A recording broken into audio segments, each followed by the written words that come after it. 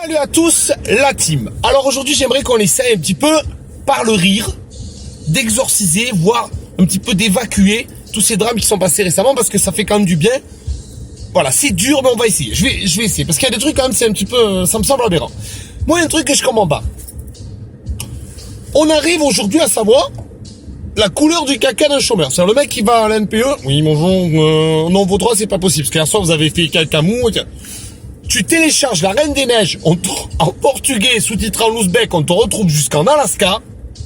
Et un djihadiste forcené, tous les jours, il va sur tuerdesgens.com à l'Opinel, il boit des verres de sang, il a le coffre, il est rempli d'explosifs. C'est pas un coffre, c'est la Corée du Nord. C'est pas une Fiat 500, c'est la Fiat Kim Jong-un. Et qu'est-ce qu'ils te disent les autorités?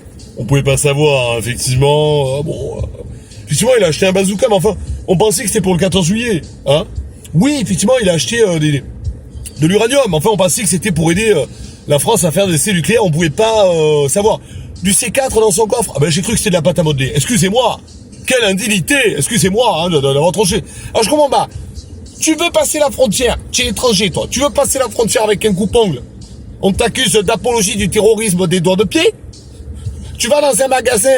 Tu prends un échantillon de parfum Sephora. Hein.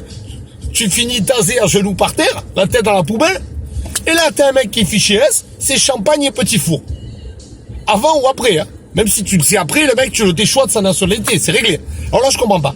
Et c'est certainement pas, je le précise, la faute ni de la police ni des renseignements généraux. Au contraire, eux ils font tout pour travailler à fond, ils se tuent pour nous, ils se mettent en avant pour nous. Non, parce que eux, le problème c'est qu'ils ont aucun moyen.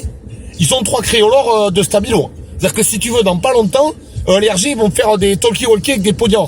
Bernard, j'ai mis un fil, tu me reçois, c'est bon. Hein? Parce que l'argent, excusez-moi, je rigole, c'est nerveux.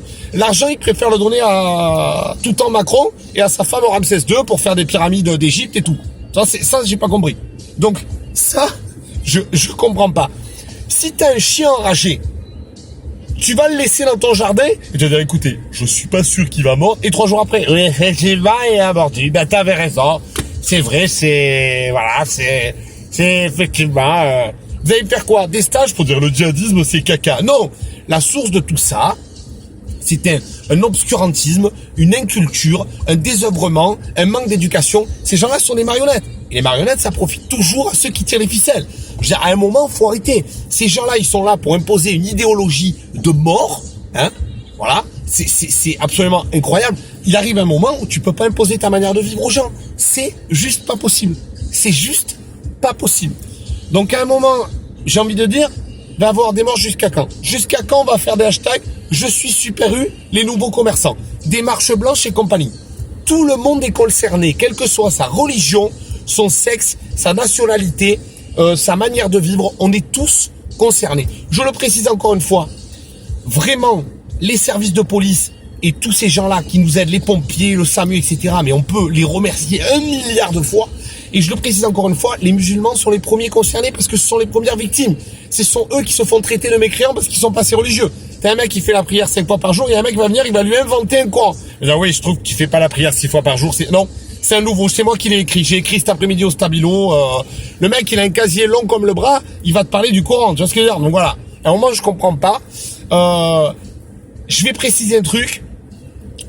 Un mec qui dit qu'il est musulman et qui tue, ça n'existe pas. C'est comme un catholique qui viole des enfants, ça n'existe pas. C'est comme un chien qui miaule, ça n'existe pas.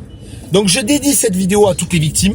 Évidemment, bien entendu, au héros national. Il faut en parler dans toutes les écoles, que ça plaise. Parce qu'il y en a qui s'appelaient pas, il faut pas le dire. Arnaud Beltrame. Alors, mais cet homme, mais faites-lui des rues, faites-lui des statues de partout. Il faut en parler de partout, de partout. T'as des mecs, c'est des tueurs en série, ils ont des comptes Snapchat. Et lui, on va pas en parler. Moi, ce que j'ai aimé, c'est que pour une fois, la figure du coupable, on l'a pas trouvé dans les journaux, on n'en a pas fait une star. Et merci pour ça, vraiment merci pour ça.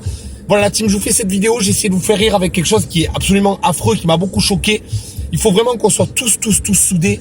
J'aimerais qu'on revienne à, ça peut paraître désuet ce que je dis, mais à la Coupe du Monde 98, c'était tellement bon. Tous vraiment soudés, qu'on soit tous vigilants. Et pour cette vidéo, je ne finirai pas sur une pirouette. J'ai juste envie de vous dire, paix à tous la team, je vous aime.